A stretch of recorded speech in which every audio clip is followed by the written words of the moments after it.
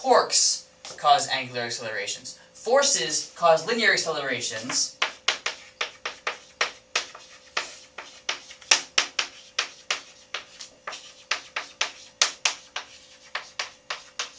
And torques cause angular accelerations.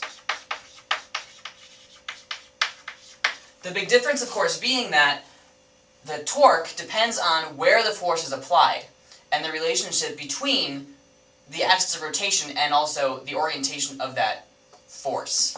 So the torque, lowercase tau, is equal to the distance from the axis of rotation pointing towards the force times the force that's applied times the sine of the angle between them, which we're calling psi. Okay? So, a given torque can be increased by either increasing the force, or increasing the distance from the axis of rotation, or making the relationship between the r and the f be the maximum relationship for this quantity, which would be 90 degrees. So if you have this situation where you have a distance from, say, my arm, let's use my arm as the lever here, the pivot right here is at my elbow. If I apply a force perpendicularly to my arm, either up or down, that's going to have the maximum torque, as opposed to if I were applying a force here, or if I were applying a force back this way. The 90 degree relationship will have the maximum effect. And a force applied out here will have more of a torque, than the torque that's applied in here, because the r here is larger and the r here is shorter. Okay? So, if we are indeed going to create an angular acceleration, let's look at what that means with regard to a force and Newton's second law for a simple case. Where, by a simple case, I mean, let's take the idea of something on a table, a horizontal table, so imagine this being horizontal, so like this, okay, where you have a ball that's attached to a rod at the center, and it's moving around in a circle. So it is tracing out a circle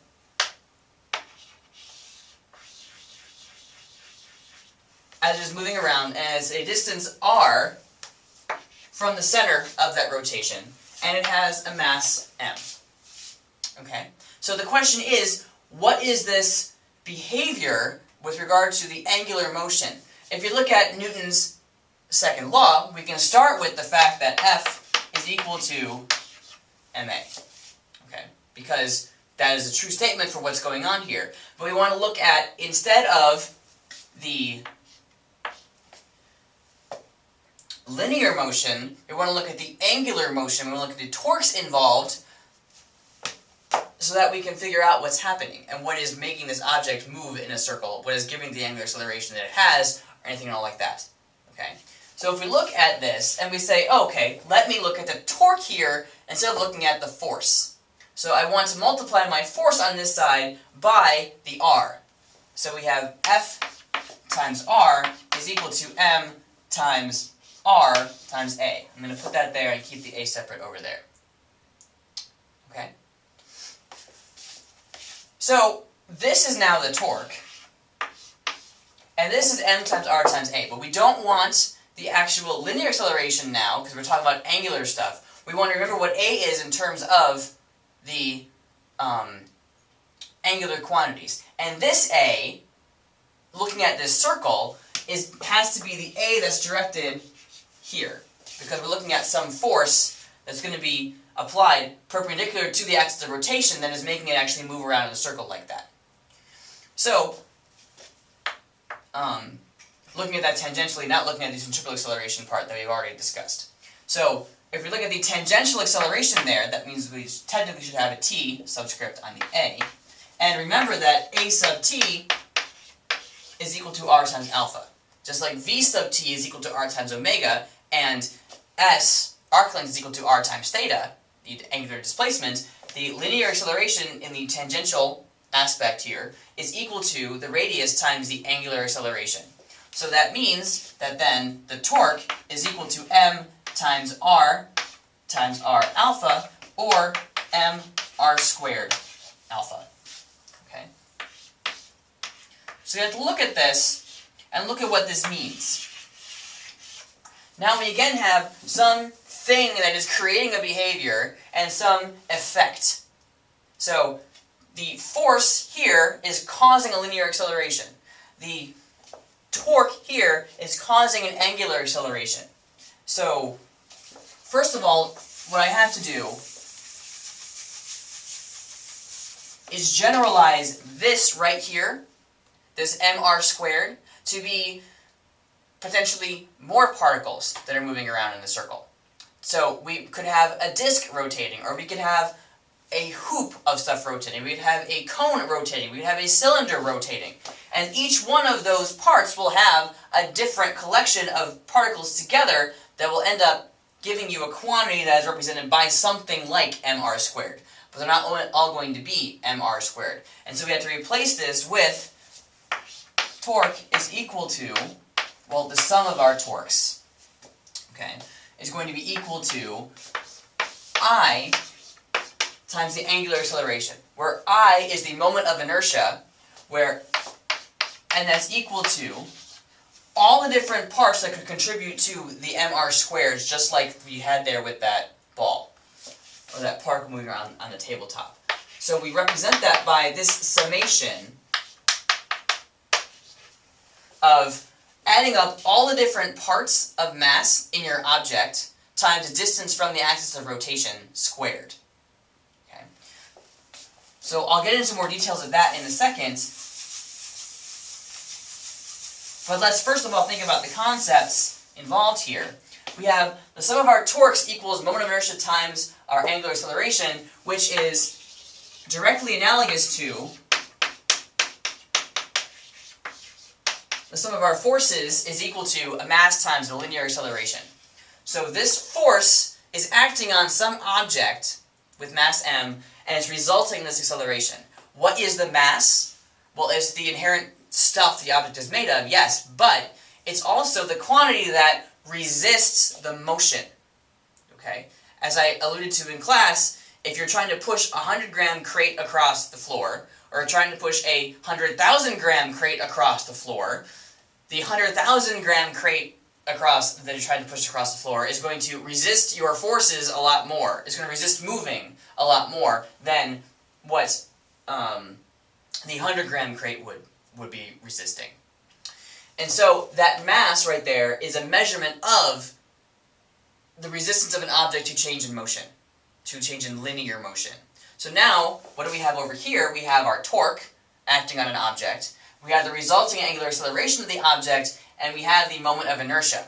And that moment of inertia is directly analogous to m conceptually and mathematically. It's a proportionality constant, mathematically, between the torque and the angular acceleration.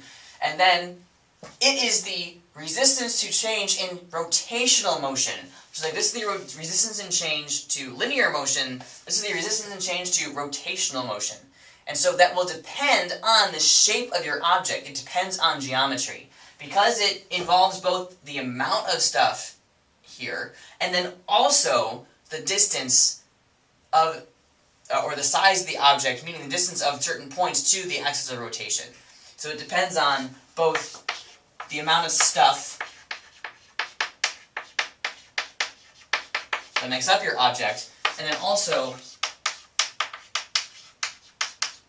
the distribution of that stuff in the object. So a disk is going to have a different moment of inertia than a sphere, and it's going to have a different moment of inertia than a rod. It's going to have a different moment of inertia than one single particle. Okay, one single particle would, as I showed before, is just mr squared.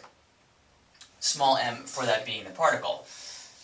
So different things are going to have, different objects, like I said, are going to have different moments of inertia.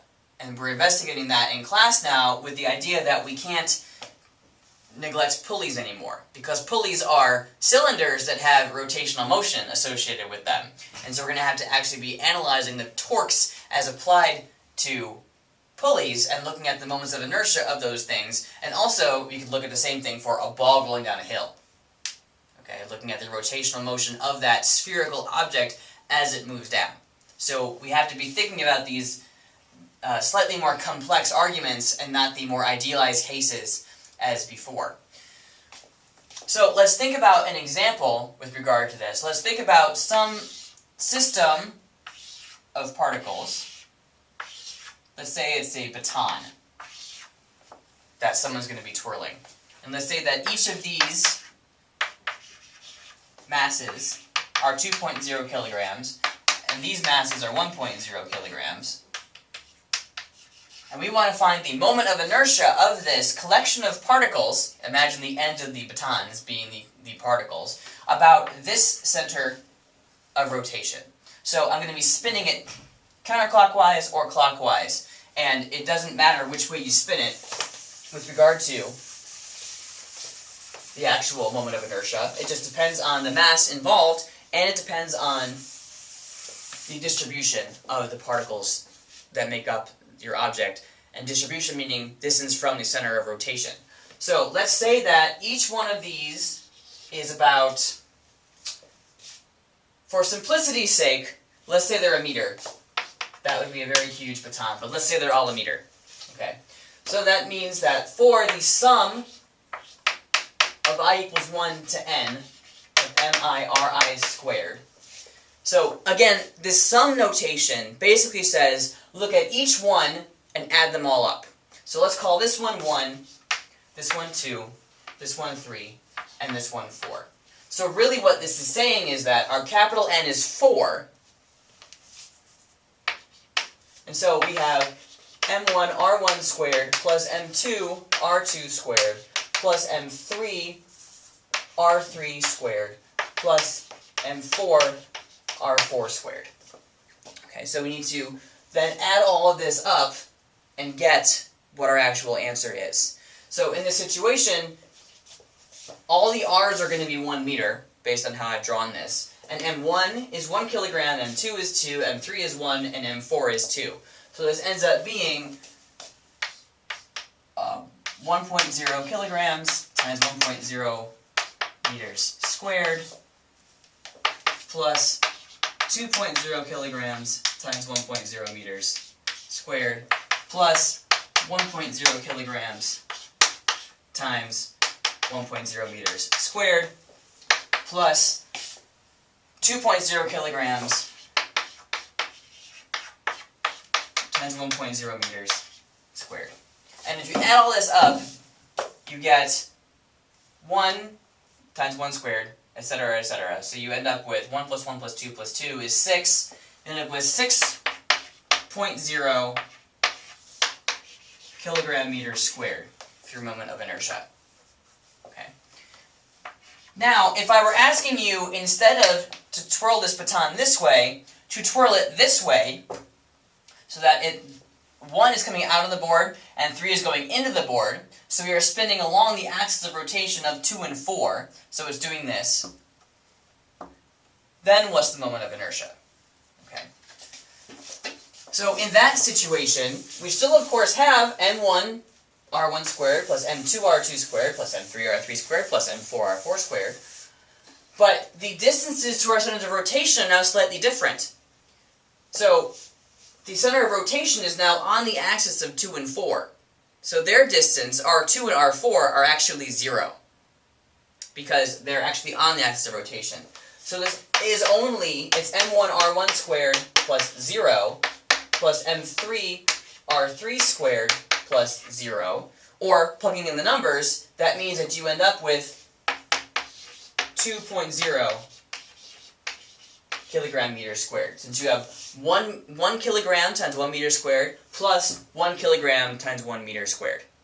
So it's definitely a very different moment of inertia depending on the actual rotation of the object. And that's why you have to worry about the different shapes. And we'll be talking about that and talking about more of actual net torques that give you angular accelerations next class. But the fundamental idea is that just like Newton's second law, the sum of the forces equals mass times acceleration, the sum of our torques is equal to our moment of inertia times our angular acceleration.